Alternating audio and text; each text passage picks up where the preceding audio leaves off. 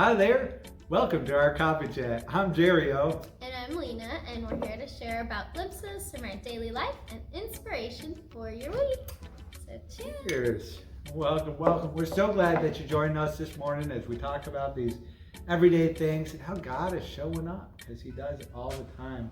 I was wondering, honey, how was your week this week? My week was good. We are having apple cider, by the way. Ooh. Not coffee today. It's kind of fun.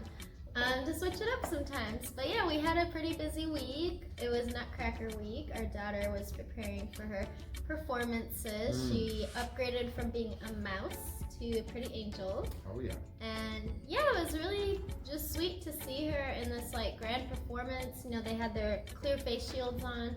Yeah, that was cool. But yeah, just getting to be a part of that whole world of ballet and like all the different, you know, parts that go into it, and seeing her dance on the stage and just light up was really special. Yeah. I used to do that, except I never got to be a Nutcracker, so it's pretty cool. And it's surprising. I never watched ballet growing up, being a family of 6 boys, but I loved watching ballet now. I gotta admit, I really enjoyed it. It was so beautiful. And the colors, and the jumping, the athleticism, everything. The snowflakes were pretty. Yes, they were. So yeah, it was really nice, and I'm proud of our girl and everybody that put so much effort into that. And one of the cool things, one of the fun things, because we were like downtown dropping around for rehearsals a lot. So Sunday, during one of her performances, we took out Kyler and we just took out our little scooters and we rode around downtown.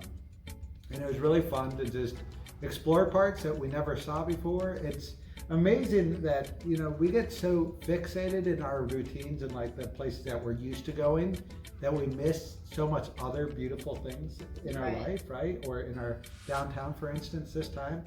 And as we were like going down the scooters, we're like, oh wow, look at these neighborhoods. I've never seen these. I never imagined these were here. And look at these shops and these restaurants, and just seeing the town from a different perspective. And I really love how much extraordinary there is in the ordinary when we just open our eyes to it.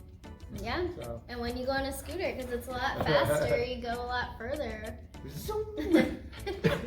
Yeah, it was fun. You gotta watch out for cracks in the sidewalk. Yes, I may have taken a plunder. And little sand traps that kind of, you know. We don't have ice or snow here, but we got some sand. We got sand. So yeah, it was fun though. That was really fun, and it was nice to be out with Kyler. He loves to scoot around. He's That's fast. like his element. Mm-hmm. But yeah, it was really fun. So that was our afternoon, and it all came from after Sunday service. Yeah. So this Sunday was our Christmas service, and it was wonderful for everyone here and those joining online. And honey, what did we share about for your Christmas message? Yeah, it was wonderful. Yeah, I've really enjoyed this, looking at the gifts God gives us. And this Sunday was following the star. So, you know, when you think about a shooting star, you think about the wishes you make, right? You know, you're out there laying out in your backyard and you're looking up at the sky and you see a star dart across the sky and you're like, ooh, I wish I may, I wish I might, you know. And kind of all the things that you imagine or hope for, all your desires kind of come to your heart and you go, oh, well, I got to pick the one, right? And so the shooting star reference, you know, evokes that for us, right? That Christ and Christmas and all this it's the result of our hopes and wishes. Like, what does humanity need to go forward? How can we relieve suffering in this world, or take away oppression and suffering? And how do we fix the problems of this world? And all these wishes, I feel like, were accumulated in this star that was shooting across the sky. These 3 wise men follow it, and boom, there's Jesus. And it's a reminder that God is faithful. A reminder that God comes through with his promises, that he's always true. He's always about the goodness of this world and making it happen. Even if it's not in the time frame we hope for or the way we expect it to look, God makes it happen, right? Yeah. And I think it's a good reminder of finding the miracles or finding God's hand in your life in the little things, or sometimes in ways unexpected that you might not recognize right away. Oh, that is God. Like, Just like, with Jesus, people weren't expecting Christ to be a little baby in a stable. But that's how God works. So can you imagine the shock on the wise men's faces as they're like, oh, there's a baby in like a little shelter here, not like, yeah. Mm-hmm. Yeah. Yeah, I mean, it's this shock of what God is doing in our lives. And sometimes God gives us blessings and gifts that we've been praying for, asking for, that we don't recognize because they don't come out the way we expected or thought they would, right? We go, God, I want you to, give me the marriage of my dreams. And then God puts someone in your life and you look at them and you go, well, I thought they'd be like an inch taller or, like whatever it might be, right? And we kind of overlook the gift that's in our life, because the packaging's a little different. Or, maybe we've had the gift for a long time and we've kind of grown accustomed to it and we're not appreciating the gifts that God's put in our life already. And so Christmas season is about realizing God does come true, but his gifts sometimes look different. And sometimes it's also what we do with the gift that makes all the difference. Right. If Jesus would have stayed a baby, well, maybe he wouldn't have done much, but he grew up, right? And sometimes the gifts in our life, God gives us something we can do, some ability, some person. And when we interact, when we give and take, when we invest into that gift, like the full beauty of it comes out. It explodes out of the little box container that we saw. And we go, oh, okay, yeah, God, that I get it now. Like you're coming through, so. Yeah, that's beautiful. Yeah, so this is Christmas and we're excited to be celebrating it this week and all the traditions and festivities that go with it.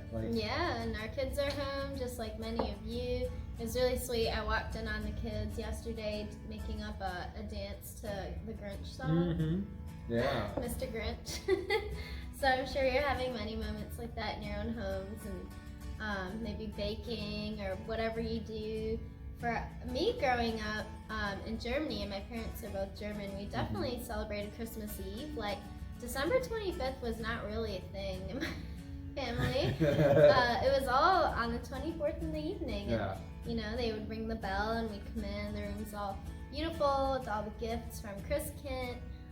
We'd have lasagna. We would sing German Christmas hymns, and like my dad would read the nativity story every year from the Bible. It was a very like beautiful, holy, intimate moment. And it's just my parents and I, and then we got married, and then there's this whole Santa thing. Yeah, on the 24th, yeah, maybe you open one present in our family. But the big deal was Christmas morning, right? You wake up in the morning and you run downstairs and mom and dad tell you don't wake them up until they're ready, and there's this excitement and we're all late. When's mom and dad gonna wake up? And there's a different energy. And then when we got married, it was like, how do we take these two beautiful traditions? Right. They're both beautiful in their own ways. And how do we blend them together for our own family? How do we take the traditions we've inherited and then unwrap them for our own children? Yeah, we just combine them. We do both, and we do the Advent calendar and the Advent cleanse with the candles of Advent, and do the Christmas Eve, and then Santa comes Christmas morning. So we get the best of both worlds. Yeah. So we'd love to know how you also celebrate the holidays, what kind of things you've inherited, what things you've created as a family. One thing we were learning is that traditions don't come by accident. We need to help our children learn them, inherit them, and so we practice these not just for our own sake, but to pass on something to our kids. So we'd love to hear what you guys do. Yeah. What makes Christmas special for you? Yeah.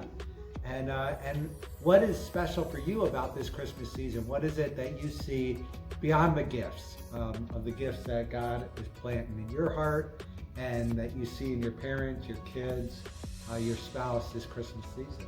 Yeah, and as you unwrap your gifts, just be reminded of God's love for you, of the love of the person who gave you that gift, all the thought they put into it, the time, picking out the right thing, and wrapping it, even if it wasn't perfectly wrapped. Yeah, it's a beautiful time. Enjoy. So we wish you all a very Merry Christmas. lots of love from us, from our family to yours. And yeah, I guess, what do we say? That's a wrap. Merry Christmas. Cheers. God bless you all.